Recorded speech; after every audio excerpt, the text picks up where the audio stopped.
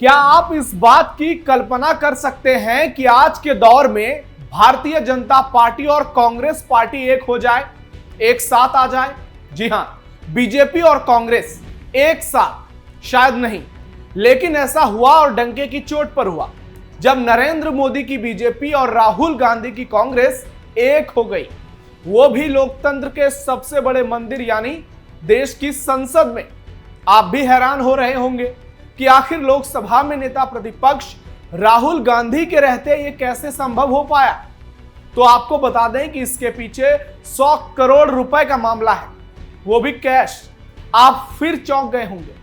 दोस्तों, यहां पैसों का खेल तो बहुत पहले ही हो चुका था, जिसके खिलाफ अब एक्शन की बारी है और इसी के लिए बीजेपी और कांग्रेस एक हुई है। अब आपके अंदर के सस्पेंस को खत्म करते हुए आपको बता दें कि मामला दरअसल दिल्ली हाईकोर्ट के पूर्व जज जस्टिस यशवंत वर्मा से जुड़ा है। जस्टिस वर्मा के खिलाफ सुप्रीम कोर्ट में जांच रिपोर्ट को चुनौती देने के बावजूद केंद्र सरकार ने मॉनसून सत्र में ही जज के खिलाफ महाभियोग की तैयारी तेज कर दी है और लोकसभा स्पीकर ओम बिरला को जिन 145 सांसदों ने महाभियोग चलाने की याचिका सौंपी, उनमें बीजेपी सांसदों के अलावा कांग्रेस पार्टी के सांसद भी शामिल रहे। यहां तक कि राहुल गांधी ने भी दस्तखत किए। नमस्कार, कैपिटल टीवी के स्पेशल शो टर्निंग पॉइंट में आपका स्वागत है। आज टर्निंग पॉइंट में आपको बताएंगे कि कैसे दुनिया के सबसे बड़े लोकतंत्र के दो धुर विरोधी पार्टी एक मामले को लेकर पूरी तरह से सहमत हो गई। हालांकि इसके पीछे की कहानी भी बेहद दिलचस्प है, इसलिए वीडियो लास्ट तक देखिएगा। संसद में हो गया बड़ा कमाल, राहुल ने भी दिया बीजेपी का साथ, जस्टिस वर्मा की छुट्टी तय, भ्रष्टाचार पर कांग्रेस भी मजबूर। पिछले कुछ दिनों में सोशल मीडिया पर देश की कोर्ट के कई फैसलों को लेकर, उसकी निष्पक्षता को लेकर सवाल उठे हैं। यहां तक सुप्रीम कोर्ट को भी कटघरे में खड़ा किया गया और दिल्ली हाईकोर्ट के पूर्व और इलाहाबाद हाईकोर्ट के जज जस्टिस यशवंत वर्मा के यहां करोड़ों की नकदी, आग का लगना, यह सब जिस तरह से आगे बढ़ा तो कोर्ट की कुछ ज्यादा ही छीछालेदर हुई। कॉलोजियम सिस्टम पर भी सवाल उठे, केजरीवाल को कोर्ट से मिली जमानत पर भी सवाल किए गए और काफी हद तक लोगों का विश्वास सुप्रीम कोर्ट से भी हिल गया। लेकिन भारत की संसद में सोमवार को ऐसा नजारा देखने को मिला जिसने लोकतंत्र की एक शानदार मिसाल पेश की और बता दिया कि अगर पक्ष और विपक्ष एक हो जाए तो बड़े से बड़े मामले का समाधान हो सकता है। दरअसल मामला कैश कांड के आरोपी जज यशवंत वर्मा से जुड़ा है, जिनके खिलाफ महाभियोग में बीजेपी और कांग्रेस एक साथ आई है, यानी मोदी और राहुल साथ आए हैं। मॉनसून सत्र के पहले ही दिन लोकसभा के 145 सांसदों ने जस्टिस वर्मा को हटाने के लिए एक पिटीशन सबमिट कर दी और राज्यसभा के 63 सांसदों ने। इसमें रविशंकर प्रसाद, किरेन रिजिजू, राहुल गांधी, केसी वेणुगोपाल और सुप्रिया सुले का नाम रहा। आपको बता दें कि जस्टिस वर्मा पर आरोप मार्च 2025 में उस समय सामने आए जब दिल्ली स्थित उनके सरकारी आवास पर आग लगने के बाद बड़ी मात्रा में नकदी यानी कैश बरामद की गई, करोड़ों का।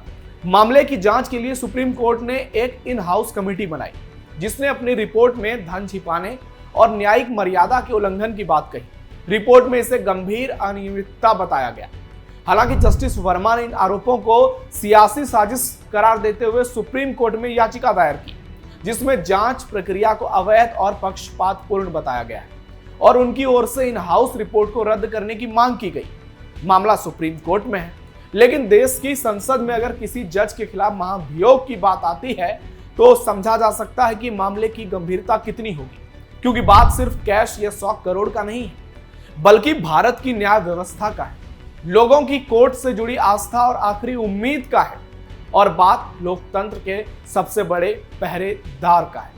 कांग्रेस ने क्यों किया जस्टिस वर्मा का विरोध? हालांकि बीजेपी के अलावा कई और पार्टियों ने जस्टिस वर्मा के खिलाफ महाभियोग का खुलकर समर्थन किया। इसमें एनडीए की भी पार्टियां नहीं, विपक्षी पार्टियां भी। लेकिन कांग्रेस के समर्थन पर आप भी हैरान होंगे। अरविंद केजरीवाल तो हैरान है ही, क्योंकि कांग्रेस और बीजेपी के विचार तो कभी मिले नहीं। किसी मुद्दे पर शायद ही दोनों पार्टी के बीच सहमति बनी। जब मामला भारत की संप्रभुता से जुड़ा हो तब की बात तो छोड़ ही दीजिए। इसलिए यहां कांग्रेस के समर्थन के पीछे भी एक दिलचस्प कहानी है। दरअसल यशवंत वर्मा का समर्थन करने का सीधा मतलब है भ्रष्टाचार का समर्थन।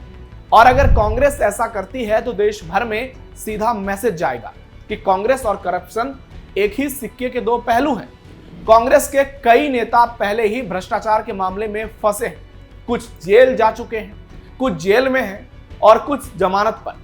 यहां तक कि राहुल गांधी और सोनिया गांधी भी नेशनल हेराल्ड केस में जमानत पर हैं और करोड़ों के घोटाले का उन पर सीधा आरोप है। ऐसे में अपनी छवि बचाने के लिए महाभियोग की प्रक्रिया में शामिल होना कांग्रेस की मजबूरी है, क्योंकि मामला भ्रष्टाचार से सीधा और खुल्लम खुल्ला जुड़ा है। हालांकि सोशल मीडिया पर तो ये भी दावे किए जा रहे हैं कि इनकम टैक्स ने कांग्रेस पर जब 210 करोड़ रुपए का जुर्माना लगाया था, उसके खिलाफ दायर याचिका को जस्टिस वर्मा ने तब खारिज कर दी थी और कांग्रेस अब उसी का बदला ले रही है। लेकिन असली और मुख्य बात है कि कांग्रेस और इस महाभियोग प्रस्ताव का विरोध पार्टी अगर करती तो पार्टी हर ओर से भ्रष्टाचार पर घिर जाती। सीधे तौर पर पार्टी पर आरोप लगता कि पार्टी भ्रष्टाचार का समर्थन कर रही है और इसी के चलते तो कांग्रेस की 2014 में सरकार गई थी। क्या होता है महाभियोग? कई जज फंस चुके हैं। अगर किसी भी जज को उसके पद से हटाना है तो लोकसभा में कम से कम 100 सांसदों का समर्थन जरूरी होता है, जबकि राज्यसभा में भी 50 तो होने ही चाहिए। वैसे भारत में किसी हाई कोर्ट या फिर सुप्रीम कोर्ट के न्यायाधीश के खिलाफ महाभियोग की प्रक्रिया जटिल है। जी हाँ, बहुत मुश्किल। लेकिन कुछ मामलों में यह स्थिति सामने आई है जिनमें मामला संसद तक पहुंचा या फिर प्रक्रिया शुरू की गई।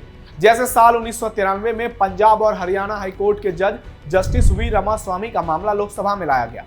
बहस भी हुई, लेकिन कांग्रेस के वॉकआउट के चलते प्रस्ताव पारित नहीं हो सका। तब कांग्रेस नेता कपिल सिब्बल ने जज रामास्वामी का खुलकर समर्थन किया था। इसे पहला असफल महाभियोग प्रस्ताव कहा जाता है। फिर साल 2011 में कलकत्ता हाईकोर्ट के जज जस्टिस सौमित्र सेन के खिलाफ नोटिस राज्यसभा में पारित तो हो गया, लेकिन लोकसभा में वोटिंग से पहले उन्होंने इस्तीफा दे दिया, जिसके बाद प्रक्रिया रुक गई। इसके बाद साल 2011 में ही सिक्किम हाईकोर्ट के पूर्व जज जस्टिस पीडी दिनाकरन के मामले में महाभियोग की प्रक्रिया शुरू हुई, लेकिन उन्होंने भी पहले ही इस्तीफा दे दिया। उन पर भ्रष्टाचार और जमीन हड़पने के आरोप लगे थे। जस्टिस यशवंत वर्मा के चर्चित फैसले। यशवंत वर्मा का जन्म 6 जनवरी 1969 को इलाहाबाद में हुआ था। उन्होंने दिल्ली विश्वविद्यालय के हंसराज कॉलेज से बीकॉम ऑनर्स की डिग्री ली। इसके बाद रीवा विश्वविद्यालय से लॉ में ग्रेजुएशन पूरा किया। 8 अगस्त 1992 को एक एडवोकेट के रूप में नामांकित हुए। कहा जा सकता है कि कानून की दुनिया में उनका डेब्यू हुआ। यशवंत वर्मा के करियर को अगर समझा जाए तो उन्होंने सबसे ज्यादा संवैधानिक, इंडस्ट्रियल विवाद, कॉर्पोरेट, टैक्सेशन, पर्यावरण जैसे केस लड़े हैं। लंबे समय तक वो इलाहाबाद हाईकोर्ट के विशेष वकील के रूप में भी काम कर चुके हैं। 2012 से 13 तक यशवंत ने यूपी के मुख्य स्थायी वकील के तौर पर भी काम किया। फिर वे एक सीनियर एडवोकेट के रूप में नामित हो गए। उन्हें अगला बड़ा प्रमोशन 13 अक्टूबर 2014 को तब मिला जब वो एडिशनल जज बने। इसके बाद 1 फरवरी 2016 को उन्हें परमानेंट जज के तौर पर काम करने का मौका मिला। उन्होंने शपथ ली। साल 2011 में उनका दिल्ली हाईकोर्ट में ट्रांसफर हुआ। बतौर जज कई मामलों की सुनवाई वो कर चुके हैं।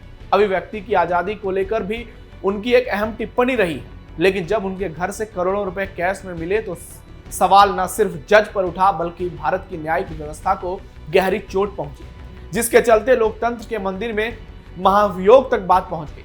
सोचिए, इतनी शोहरत हासिल करने के बाद एक जज को इतना बड़ा खेल खेलना पड़ा, जिसके चलते सत्ता पक्ष और विपक्ष तक एक हो गया। यानी ये बहुत ही कम देखने को मिलता है जब लोकतंत्र में सत्ता पक्ष और विपक्ष एक हो। लेकिन चूंकि यहां मामला सीधे कोर्ट से जुड़ा है, भ्रष्टाचार से जुड़ा है, भारत की न्याय व्यवस्था से जुड़ा है। जी हां, आज भी हमारे देश में दो पक्षों के बीच, दो लोगों के बीच, या अमीर हो या गरीब हो, उनके बीच कोई विवाद होता है, कोई घटना होती है तो वो सीधे कहते हैं तुमको कोर्ट में देख लेंगे। यह विश्वास है भारत के लोगों की न्याय व्यवस्था पर, भारत के कोर्ट पर। लेकिन इसी विश्वास को यशवंत वर्मा जैसे लोग आज के समय में गहरा चोट पहुंचा रहे हैं और भ्रष्टाचार के तले दबकर अपनी तमाम ख्वाहिशों को सर्वोपरि आगे रखकर अपने सपने को पूरा करने के लिए वो सिद्धांत से ना सिर्फ समझौता करते हैं बल्कि भारत के न्याय व्यवस्था को ही सीधे कटघरे में खड़े कर देते हैं। ऐसे जज पर आपकी क्या राय है, कमेंट बॉक्स में जरूर दीजिए। फिलहाल आज के लिए टर्निंग पॉइंट में इतना ही। आप अलर्ट रहिए, सावधान रहिए और अपने आसपास पैनी नजर रखिए और जुड़े रहिए कैपिटल टीवी के साथ। धन्यवाद। जय हिंद।